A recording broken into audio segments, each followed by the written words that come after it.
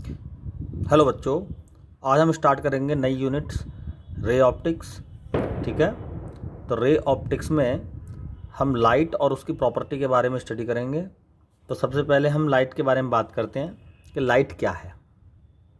ठीक है, लाइट एक एनर्जी की फॉर्म है।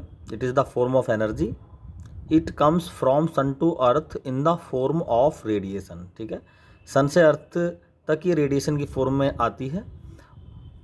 ठीक है, और ये एक स्ट्रेट पाथ को फॉलो करती हुई इलेक्ट्रोमैग्नेटिक वेव के फॉर्म में प्रोपोगेट करती है। स्पेस में भी ये प्रोपोगेट कर सकती है और एटमॉस्फेयर में भी ये प्रोपोगेट कर सकती है। ठीक है, इसकी स्पीड 3 × 10⁸ मीटर पर सेकंड होती है और ये एक ट्रांसवर्स वेव की नेचर भी रखती है, जिसको हम आगे इसकी स्टडी करेंगे कि ट्रांसवर्स वेव क्या होती है।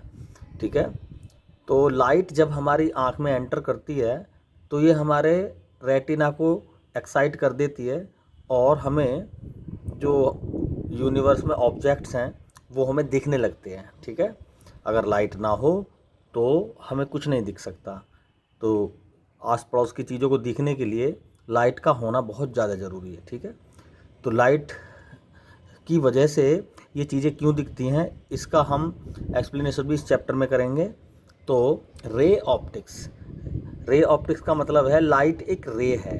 रे का मतलब जो एक पॉइंट से स्टार्ट होती है और स्ट्रेट पाथ पर दूसरे कहीं पॉइंट्स पर वो अप्रोच करती है, वहाँ तक पहुँच जाती है। जैसे लाइट सन से स्टार्ट होती है और अर्थ तक आ जाती है। ठीक है, तो लाइट के बहुत सारे फिनोमिनाज हैं, जैसे reflection of light, refraction of light, dispersion of light, scattering of light, interference of light, diffraction of light और polarisation of light, dual nature of light. तो हम फिलहाल रे ऑप्टिक्स में इसका रिफ्लेक्शन, रिफ्रैक्शन, डिस्पर्सन और scattering, ये 4 phenomena की study करेंगे। तो सबसे पहले है रिफ्लेक्शन ऑफ लाइट। ठीक है, रिफ्लेक्शन ऑफ लाइट। तो रिफ्लेक्शन ऑफ लाइट में ये होता है कि जब कोई लाइट रे किसी स्मूथ सरफेस पर इंसिडेंट होती है, ये कोई स्मूथ सरफेस है, अगर यहाँ पर कोई लाइट इंसिडेंट होती है तो वो अपने ही पाथ में यहाँ से बाउंस बैक हो जाती है, यानी इस पॉइंट से टकरा कर अपने ही पाथ पर ये अपने ही मीडियम में ये रिफ्लेक्ट हो जाती है। इस प्रकार के फिनोमेना को क्या कहते हैं? Reflection of light. ठीक है, ये 2 प्रकार के होते हैं रिफ्लेक्शन। एक तो होता है रेगुलर रिफ्लेक्शन, जहाँ पर ये इस सरफेस प्लेन है बिल्कुल, ये तो रेगुलर रिफ्लेक्शन हो गया।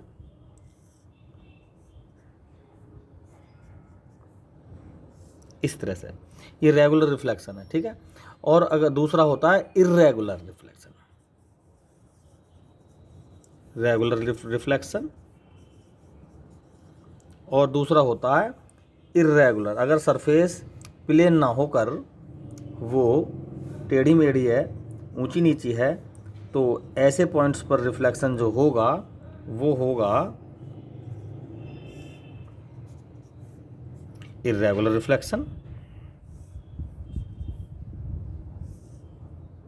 देखो ज़रा, यहाँ पर आने वाली इंसिडेंट रे और रिफ्लेक्टेड रे, ये इंसिडेंट्स रे हैं और ये रिफ्लेक्टेड रे हैं, दोनों पैरेलल हैं, लेकिन यहाँ पर पैरेलल कंडीशन नहीं बनती। ठीक है, तो ये इर्रेगुलर रिफ्लेक्शन हो गया। ठीक, इर्रेगुलर रिफ्लेक्शन। ठीक है, तो अब ये रिफ्लेक्शन से हमें चीज़ें कैसे दिखती हैं? देखो, हम जब किसी मिरर के सामने खड़े होते हैं तो हमारा जो हमारी इमेज है वो हमारे जैसी ही बन जाती है, लेकिन वो वर्चुअल होती है। तो वो कैसे बनती है हम उसको देखेंगे ज़रा। तो जैसे ये कोई प्लेन मिरर है, ठीक है, और यहाँ पर हम कोई भी ऑब्जेक्ट रखा हुआ है। ठीक, ये कोई प्लेन मिरर है और यहाँ पर कोई ऑब्जेक्ट रखा हुआ है, तो इसकी इमेज उतनी डिस्टेंस पर यहाँ बन जाती है। तो कैसे बनती है?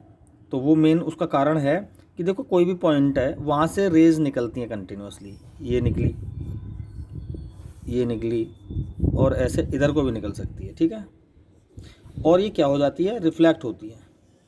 ये रिफ्लेक्ट हो गई और इधर ये रिफ्लेक्ट हुई और ये भी रिफ्लेक्ट हुई। ये तो ऊपर अपनी तरफ को रिफ्लेक्ट होगी, लेकिन ये आपस में देखो इमेज जो बनती है वो तब बनती है जब रिफ्लेक्टेड रे इंटरसेक्ट करें। तो अगर देखो यहाँ देखें तो ये इंटरसेक्शन तो हो नहीं रहा है यहाँ पर, ये तो फैल रही हैं और लाइट रे, ठीक है। अगर और तीसरी रेज देखें तो ये रे है और ये कुछ इस तरह से फैल जाएगी। तो अगर इस डायरेक्शन में देखें तो ये कटने वाली नहीं है आपस में, तो इमेज इधर तो बनेगी नहीं। तो हमें ऐसा लगता है देखने वाले को कि ये एक जगह कट जाती हैं, तो यहाँ पर ये कटेंगी और जहाँ ये कटेंगी वहीं इसकी इमेज बन जाएगी। ये ए पॉइंट की इमेज यहाँ पर बन जाएगी ए डैश, इसी के बराबर उतनी ही डिस्टेंस पर। लेकिन चूंकि ये वर्चुअल रेज हैं, ये रियल नहीं है, ये वर्चुअल रेज हैं। ये कैसी रेज हैं, वर्चुअल रेज, इसलिए ये जो इमेज होगी इसकी वर्चुअल इमेज बनेगी, ठीक है। अगर कहीं पीछे ही कट जाते, इस तरह से इंटरसेक्शन हो जाता, तो फिर वो रियल इमेज बनती। तो प्लेन मिरर से हमारी कुछ ऐसी इमेज बन जाती है। उसी तरह से जब हम किसी तालाब के किनारे जाते हैं तो हमें अपना चेहरा चमकता है पानी के अंदर, तो वहाँ पर भी यही प्रोसेस होता है, लेकिन वो चेहरा क्लियर नहीं चमकता, टूटा फूटा चमकता। उसका कारण है ये इर्रेगुलर रिफ्लेक्शन, ठीक है। इर्रेगुलर रिफ्लेक्शन की वजह से हमारी इमेज रेगुलर नहीं चमकती, वो इर्रेगुलर ही चमकती है, क्योंकि पानी की जो सरफेस है उसमें वेव्स होती हैं, लहरें होती हैं, तो वो प्लेन सरफेस ना होने की वजह से वहाँ रेगुलर रिफ्लेक्शन नहीं होता। और देखो ये रिफ्लेक्शन जो होता है हर पॉइंट से होता है। जितनी भी चीज़ें यूनिवर्स में हमें चमकती हैं वो सब रिफ्लेक्शन की वजह से चमकती हैं। अब जैसे ये कोई ये हमारा बोर्ड है, मुझे इसमें भी अपना चेहरा बहुत हल्का सा चमक रहा है, इसका मतलब रिफ्लेक्शन हो गया। लेकिन जो छत है उसमें रफ सरफेस होती हैं, सड़क है, उसमें हमें अपना चेहरा नहीं दिखता। क्यों? क्योंकि वहाँ पर रिफ्लेक्शन तो होता है लेकिन इतनी क्वांटिटी से नहीं होता, वहाँ इरेगुलरिटी बहुत ज़्यादा होती है और इस तरह की इमेज वहाँ पर नहीं बन पाती जो इंटेंसिटी पैदा कर दे इमेज की, ठीक है। तो क्योंकि एक मिनिमम इंटेंसिटी की ज़रूरत होती है, रिफ्लेक्शन होने के बाद उतनी इंटेंसिटी आए जो हमें हमारी इमेज दूसरी सरफेस की तरफ बने। लेकिन तो इस तरह से जो सरफेसेस होती हैं रिफ्लेक्शन सभी से होता है, लेकिन इमेज वही बनाती है जिसकी इंटेंसिटी थोड़ी सी सफिशिएंट हो। तो ये रिफ्लेक्शन, अच्छा जो रिफ्लेक्शन ऑफ लाइट है उसमें एक तो इंसिडेंट एंगल होता है जो आने वाली रेज बनाती है, ठीक है, और एक एंगल ऑफ रिफ्लेक्शन होता है। तो इसमें एक तीसरा कॉन्सेप्ट है नॉर्मल।